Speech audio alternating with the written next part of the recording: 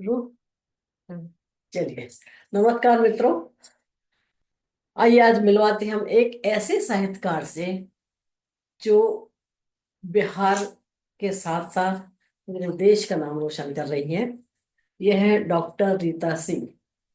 अवसर है दरभंगा में आयोजित बाल साहित्य शोध संस्थान के द्वारा सम्मान समारोह का, जहां मुझे हमारी पुस्तक चलो उजाले की ओर पर नागार्जुन शिखर सम्मान से सम्मानित किया गया।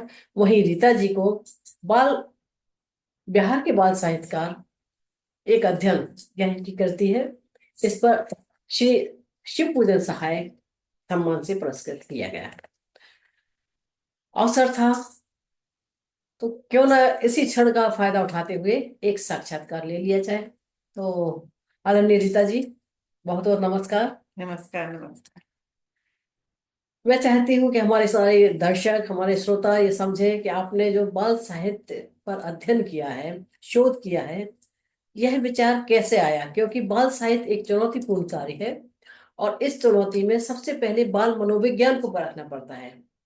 तो यह विचार कैसे आया कि आप बिहार के बाल साहित्यकारों पर अपना शोध प्रस्तुत करें। बहुत हाँ, बहुत बहुत धन्यवाद आपका। और हम लोग दोनों ही कल सम्मानित हुए, तो आपको भी बहुत बहुत बधाई। जी, और बहुत बड़ा सम्मान आपको मिला, नागार्जुन बाल साहित्य सम्मान। और नागार्जुन का हमारे बिहार में, जी, पूरे विश्व में तो उनका स्थान है ही, पर हमारे बिहार में उन्हें बाबा के नाम से हम सारे साहित्यकार उनको एक फादरली फिगर, इसको कहते हैं कि पिता के समान हम लोग जी, उनका नाम लेते ही पिता के स्वरूप में देखते हैं। और उस धरती पर, जिस धरती पर जी। आपको नागार्जुन पुरस्कार मिला, वह धरती उनकी साधना स्थली रही है। क्या तो बहुत बड़ा बात। ये बहुत बड़े सम्मान की बात थी। तो आपको बहुत बहुत एक बार बधाई। जी, और आपकी पुस्तक भी मैंने देखी है, तो उसको पढ़ूंगी मैं और विस्तार से। जी, अब हम लोग प्रश्न की ओर, जो आपने प्रश्न किया कि मैं बाल साहित्य पर शोध के लिए जी, किससे अग्रसारित हुई, कैसे मैंने उसे चुना। जी, हिंदी मेरा बहुत ही प्रिय विषय रहा। और मैं बता दूं आपको हिंदी के बारे में कि एक दौर था क्लास 6 7 में, जी। जब मैं पढ़ती थी, तो एक मुझ में जिद आ गई थी कि मैं अंग्रेजी को छूऊंगी नहीं। अरे वाह। तो ऐसी जिद हो गई थी, तो और कंपलसरी था, उस समय अंग्रेजी पढ़ना जरूरी था, इंग्लिश एकदम कंपलसरी विषय था। जी, और मैं उसे छूती ही नहीं थी। मैं हर चीज को, साइंस के किताब को हिंदी में लिखती थी, जो भी क्या बात। किताब होता था हिंदी में करती थी। हिंदी के पीछे मैं पागल थी, कहती थी कि इंग्लिश को पढ़ना ही नहीं है।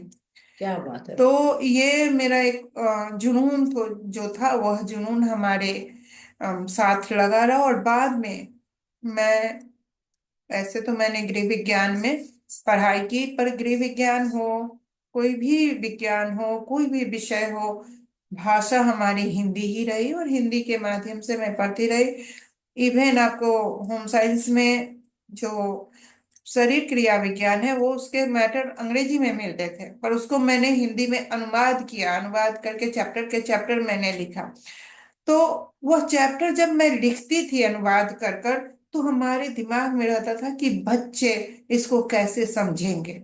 एक बच्चा, जो मैं खुद को जब बचपन में देख रही थी, और मैं अपनी मातृभाषा में पढ़ना सहज करती थी, इंग्लिश देखकर भय होता था, जी, अन्य भाषाओं से भय होता था, और हिंदी से हमें लगाव होता था। तो वह जो बचपन में हमारे हिंदी अपनी मातृभाषा के प्रति जो लगाव था, वही लगाव, उसी लगाव ने मुझे इस विषय की ओर प्रेरित किया। और साथ ही साथ सौभाग्य से मुझे जो गाइड मिले हमारे हिंदी के प्रोफेसर दिनेशा, उन्होंने भी बिहार के बाल साहित्य की दशा और दिशा पर ही उन्होंने भी शोध किया था।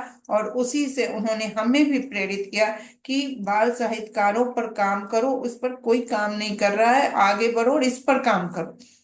तो इस तरह से हमने चयन किया बाल साहित्य को, कि उस पर हमें काम करना। और बिहार में जो छोटे छोटे बाल साहित्यकार जरा भी कुछ लिख रहे होंगे, उनको मैं खोज कर ढूंढ कर जरूर सामने लाऊंगी। तो इस उद्देश्य से मैं उससे जुड़ पाई। बहुत अच्छा, बहुत अच्छा। तो मतलब आपने, आपका हिंदी के प्रति अगाध प्रेम या अगाध निष्ठा और आपके गाइड ने इस ओर आपको उन्मुख किया और इस तरह से बिल्कुल आप बाल साहित्य की ओर उन्मुख हुई। बिल्कुल। तो बाल साहित्य लेखन में एक चुनौतीपूर्ण कार्य है बाल साहित्य तो। बिल्कुल। क्योंकि मनोविज्ञान को समझना पड़ता है, मनोविज्ञान से जोड़ना पड़ता है। इस शोध कार्य के दौरान आपने बाल साहित्य को पढ़ा भी होगा, उस मनोविज्ञान से अभी आप सुलझी होगी या उलझी होगी, और दोनों को एक सामंजस्य बैठा करके किस तरह से आपको किस अनुभूति का सामना आपको करना पड़ा, कृपया विस्तार से बताएं। बिल्कुल। तो मैं जब मेरे एक पीएचडी हो चुकी थी, मैंने बताया कि मेरा होम साइंस गृह विज्ञान मेरा विषय रहा और उसमें मैंने पीएचडी कर लिया था। मेरा लेक्चरशिप में हो भी गया था। तो व्याख्याता पद पर मेरा हो गया था, लेकिन वो एक ग्रामीण क्षेत्र में हुआ था और बच्चे मेरे छोटे थे, पढ़ रहे थे, तो मैंने वहां नहीं ज्वाइन किया। और उसके बाद मैंने पटना के एक प्रतिष्ठित स्कूल को ज्वाइन किया, जब उसका एक ब्रांच खुला था जेठुली में, नया संत जोसफ कॉन्वेंट का खुला था, तो वहां पर हिंदी शिक्षिका के रूप में चाहिए थी टीचर, तो मैंने वहां ज्वाइन किया। वहां क्लास एलकेजी से क्लास 2 तक पहले खुला था।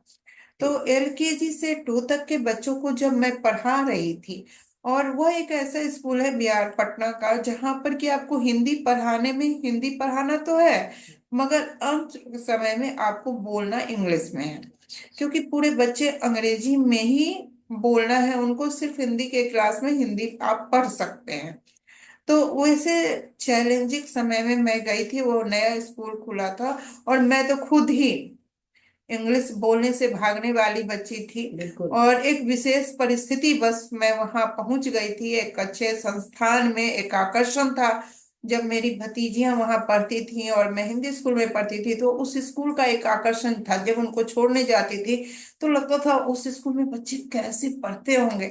और जब वहां पढ़ाने का मौका मिला तो मैं उसमें गई, और उस समय बाल मनोविज्ञान को मैंने देखा कि बच्चे किस प्रकार से पढ़ रहे हैं, किस प्रकार से सीख रहे हैं, किस प्रकार से चीजों को आगे लेकर चल रहे हैं।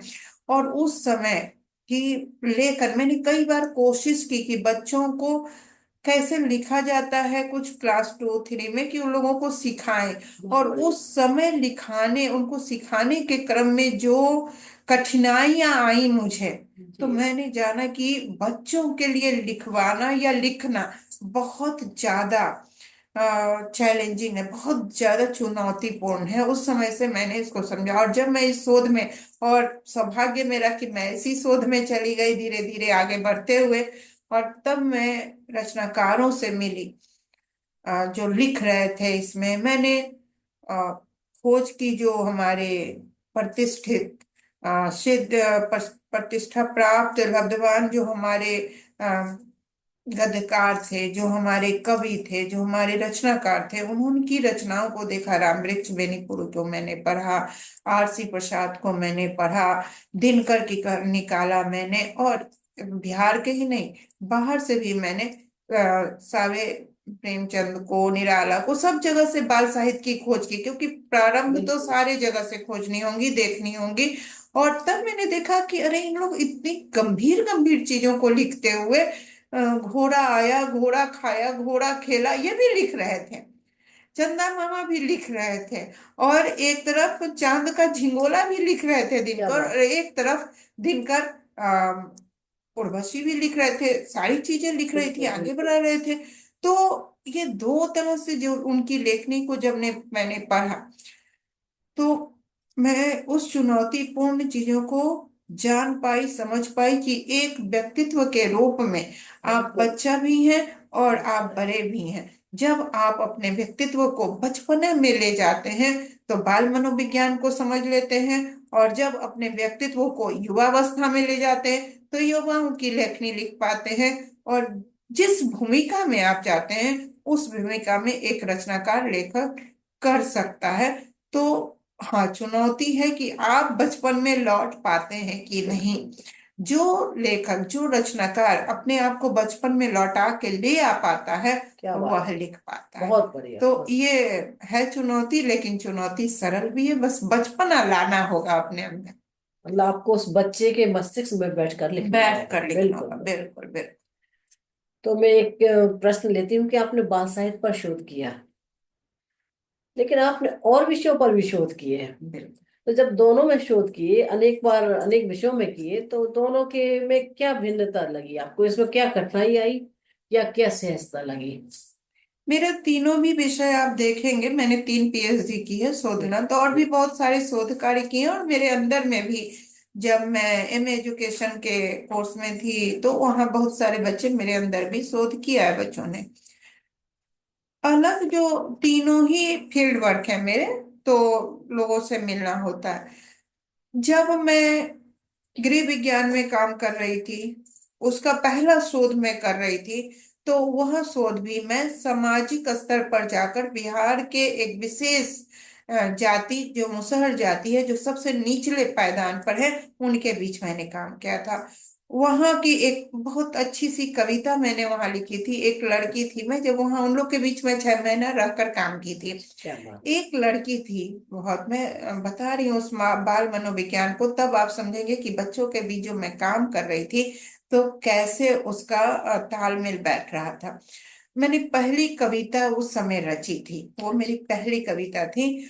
और वह स्नान करती लड़की, वह लड़की जो थी, मैंने उस समय 16 सोमवारी का मैं व्रत रखी हुई थी, और जब मैं वहीं थी तो उस 16 सोमवारी के व्रत में मुझे शिव जी की पूजा करनी थी। बिल्कुल। और वह हमारी जातियां अछूत जाति कहलाती हैं, यहाँ उनके यहाँ खाना पीना नहीं चलता है। तो उनके यहाँ झिझक थी उनको कि कैसे, मैं उनको कहा कि मैं 16 सोमवारी की व्रत करने वाली हूँ और मुझे शिव जी का स्थान चाहिए पूजा के लिए।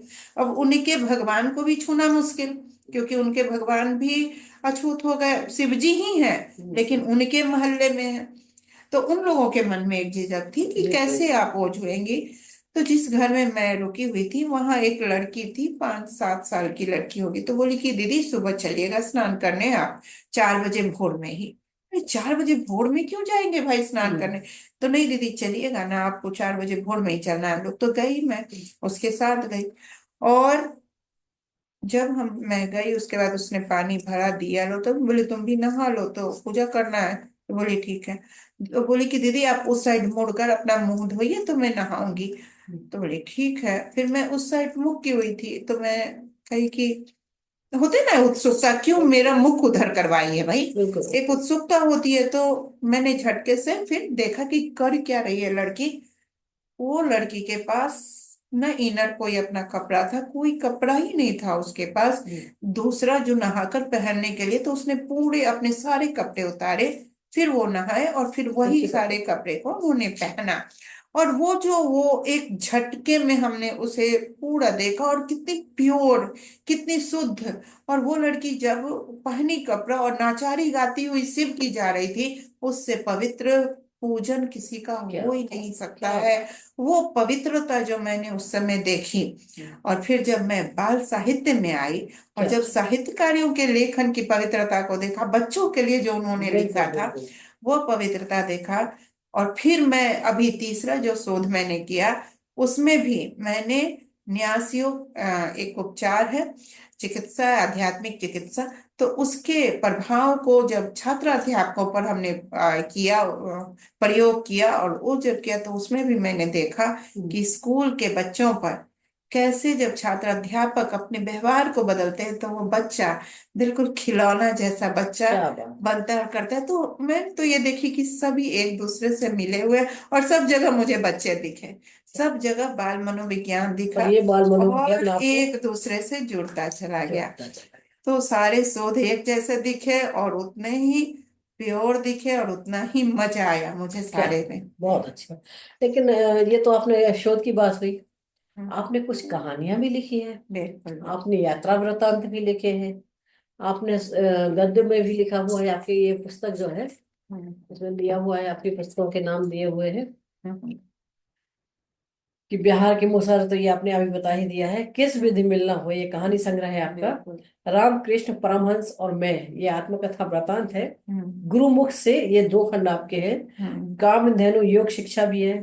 न्यास योग ऊर्जा उपहार उपचार भी है। हाँ, न्यास का इतिहास भी है। बिल्कुल। यह याबड़ी भी हाँ। एक है जिसकी चर्चा उसमें हाँ। नहीं हो, यह याबड़ी हमारी यात्रा वृत्तांत है। हाँ, तो ये सब में आप कैसे तालमेल बैठाती हैं? हाँ, ये मेरी गद्य विधा में मेरे लेखन है मेरी सारी गद्य विधा में। और गद्य लिखते हुए जो हमारी जी। विधाएं, यात्रा वृत्तांत हो, हम्म। या आत्मकथात्मक शैली हो, या कहानी लेखन हो, मेरी लेखनी को जब भी आप देखेंगे तो हर लेखनी में आत्मबोध की बात, मानव जो मनोविज्ञान की बात वो लिखी गई है। जब किस विधि मिलना हो, जो कहानी संग्रह है उसमें बहुत छोटी छोटी कहानियां हैं, और वो भी मनोविज्ञान की कहानी, वो एक समझिए यात्रा ही है। मैं जो आध्यात्मिक चिकित्सा करती हूँ तो वहाँ बहुत सारी महिलाएं आती हैं, उनकी जो मैं काउंसलिंग, मैं फैमिली काउंसलर भी हूँ, तो फैमिली काउंसलिंग जब करती हूँ तो उनके मन में जो विचार चलते हैं, उन विचारों की यात्रा वो एक कहानी है। क्या बात। क्योंकि साहित्य अपने आप में एक बिल्कुल यात्रा है, बिल्कुल, विचार यात्रा और है। वो विचार यात्रा है। और उन यात्राओं को जब आप लिखते हैं, आत्मकथा लिखते हैं, तो आपकी अपनी यात्रा होती है। आप यात्रा वृत्तांत लिखते हैं तो विभिन्न स्थानों की यात्रा है। बिल्कुल। यात्राएं बहुत कुछ कहती हैं, और साहित्य अपने आप में यात्रा है। तो मैंने जो कुछ भी लिखा उसे यात्रा, अपने जीवन की यात्रा समझकर लिखा, और इसीलिए वो लेखनी सहजता में चली, हर तरफ चलती चली गई, और जहां मैंने कलम उठाया वो सहजता में चलती चली क्या गई। बात है, बहुत अच्छा है। एक एक प्रश्न और चाहूंगी कि आपके जो आपने अभी तक सारा वृत्तांत बताया, अपने लेखन की जो शैली बताई, लेखन के कारण बताए, इन सब के पीछे मुझे लगता है कि एक मानवीयता दृष्टिकोण या मानवतावादी दृष्टिकोण ही मूल रूप में काम कर रहा है। और साहित्य का काम ही वही है कि जो लोगों के हित में हो। हम्म। तो आपकी चेतना या किस मूल्यों के प्रति आप प्रतिबद्ध हैं, या आपके साहित्य में जो मूल चेतना है वह क्या है, कौन सा मूल चेतना कार्य करती है, और किस तरह से साहित्य में यह साहित्यकारों के लिए जरूरी भी है। बिल्कुल। तो जैसा कि आपने कहा कि मानवता हमारी मूल चेतना है, मानवीयता को लेकर मैं लिखती हूँ, तो वही हमारी मूल चेतना भी है। एक मनुष्य जब लेखन हम करते हैं कुछ भी, तो हम सभी चीज का मानवीकरण करते हैं, चाहे वो प्रकृति का हो, चाहे वह पंच तत्वों का हो, वह ईश्वर का हो। जो कुछ भी हम उठाते हैं चीज, उसका मानवीकरण करते हैं। और मानवीकरण में एक मानवता के जो मूलभूत गुण होते हैं, जो धर्म होते हैं, धर्म इति धार्यते, यानी जिस चीज को हमने धारण किया वह धर्म है। और वह धर्म क्या है? अच्छाई को लेकर जाना, मानव मूल्यों को लेकर जाना, समाज में समरसता की स्थापना करना। साहित्य का भी मूल काम, साहित्य समाज का दर्पण होता है, ऐसा ही कहते हैं हम लोग। तो दर्पण का काम क्या है? कि शुद्ध सुंदर स्वरूप में चीजों को रखना। जैसे ही हम आईने के सामने खड़े होते हैं, और अगर हमारे चेहरे पर कहीं कोई धब्बा है, कोई दाग है, तो उसे हम हटाने की कोशिश करते हैं। हम सौंदर्य के स्वरूप में हम लिपस्टिक लगाते हैं। अगर महिलाएं आईना के सामने खड़ी हुई, इनके होंठ काले लग रहे हैं, तो लिपस्टिक लगाएंगे, काजल लगाएंगे, बिंदी लगाएंगे, यानी प्रस्तुत करने में सौंदर्य को हम सामने लाते हैं। तो साहित्य भी वही चीज है, बहुत कि सही। सौंदर्य को सामने लाना, मनुष्यता को सामने लाना। और वही साहित्य अजर और अमर होता है, जो हर काल में जीवित होता है। तो मेरा उद्देश्य यही है कि मैं ऐसे साहित्य लिखी जो अजर अमर हो जाए और मनुष्यता की स्थापना करे। जो पढ़े उनका जीवन बदल जाए, क्या बात है। उनमें रस आ जाए, उनके आनंद आ जाए, उसमें प्रसन्नता, मतलब रोम रोम उसका प्रेम से भर प्रेम जाए। से भरा, क्या तो बात है। ये और उद्देश्य प्रेम है जीवन हमारा। का सबसे बड़ा और उद्देश्य, मेरा प्रेम उद्देश्य बिल्कुल। बिल्कुल जिंदगी में जो कुछ है वो प्रेम प्रेम है। ही है। और प्रेम यदि है तो सारा संसार सारा संसार, सुंदर है, सारा विचार सुंदर विचार है। सो।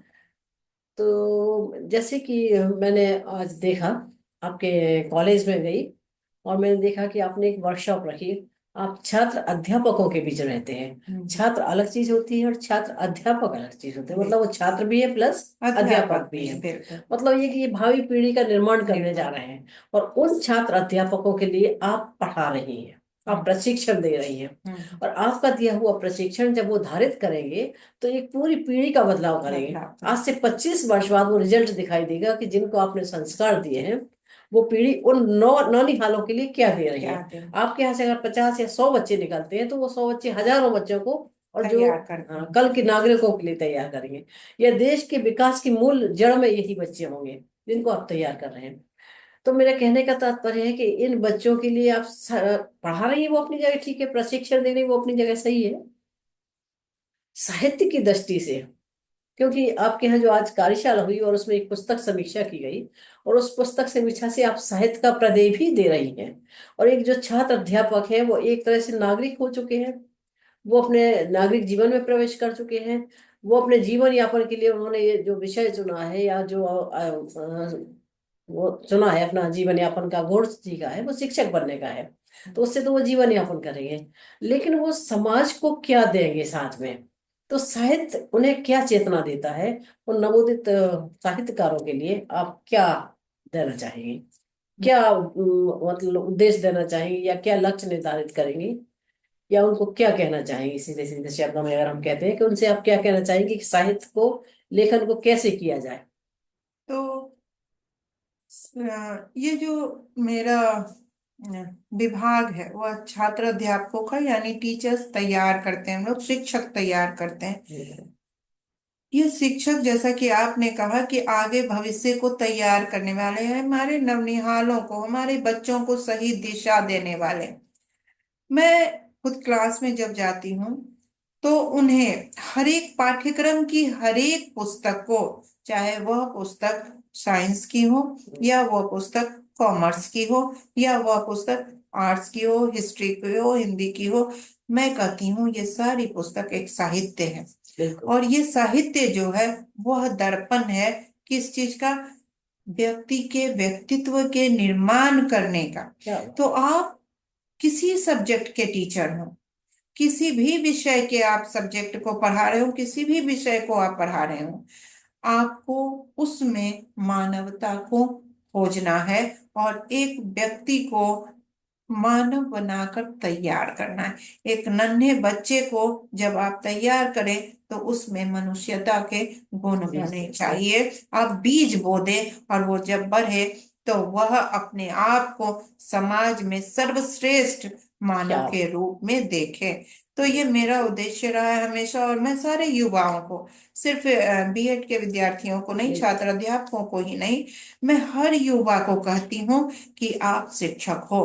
क्योंकि जैसे ही आपने जन्म लिया, हम लोग देखते हैं ना, बच्चे जन्म लेते हैं और माता को सिखाना शुरू कर देते हैं। वो रोते हैं तो माँ जान पाती है कि वो किस लिए रो रहे हैं, तो वो प्रशिक्षण बच्चा देता है। वास्तव में बच्चा एक शिक्षक होता है। जन्म लेते ही नन्हा बच्चा शिक्षक हो जाता है और वो सिखाने लगता है, मैं इसलिए रो रहा हूँ, मेरे पेट में दर्द है, मैं रो रहा हूँ और मुझे भूख लगी है, मैं रो रहा हूँ, मैं हंस रहा हूँ इसलिए हंस रहा हूँ। तो आपको प्रशिक्षण देने लगता है। यानी मनुष्य जन्मना एक शिक्षक है। क्या? तो जन्म लेते ही जब आप शिक्षक हैं तो आपको समाज में उस भूमिका में हर जगह आनी चाहिए, हर जगह। तो मैं हर युवा को, हर लोगों को यह संदेश देना चाहती हूँ कि आप जन्मना साहित्यकार हैं। आप जैसे साहित्य का सृजन करेंगे, जैसे शब्द बोलेंगे, जैसे भाव बोलेंगे, जैसे विचार आप सामने रखेंगे, यानी साहित्यकार का मतलब सिर्फ किताबों की रचना नहीं है। नहीं है। साहित्यकार का मतलब शब्दों की रचना है। और जो शब्द आप बोल रहे हैं वह ब्रह्मांड में लिखा रहा है। क्योंकि अब किताब में लिखा है ना लिखा है, ब्रह्मांड में लिखा रहा है। और जो ब्रह्मांड में लिखा गया वह काम करेगा। क्या तो बात है। आप उच्चतम की साधना करें, उच्चतम के शब्दों को ब्रह्मांड में लिखें और आप ब्रह्मांड को मानवीकरण करें, मनुष्यता से भर दें। तो क्या? यही मेरा संदेश है कि सब लोग, हर व्यक्ति, हर वस्तु, हर परिस्थिति में मानवता की स्थापना। क्या बात है, बहुत बहुत धन्यवाद आपका। और आपका जो मूल लक्ष्य था कि मानवीय दृष्टिकोण हम प्रस्तुत करें और एक आदर्श राष्ट्र का निर्माण करते हुए मनुष्य को सर्वश्रेष्ठ राष्ट्र प्रेमी हम प्रेमी बना बना, सके। बिल्कुल बहुत बहुत बिल्कुल। धन्यवाद आपका। बहुत बहुत आभार। मैं डॉक्टर वंदना मिश्र, डॉक्टर रीता सिंह से यह हमारी साक्षात्कार एक मुलाकात साक्षात्कार के रूप में बदली। आप सभी का आभार, धन्यवाद। बहुत बहुत धन्यवाद।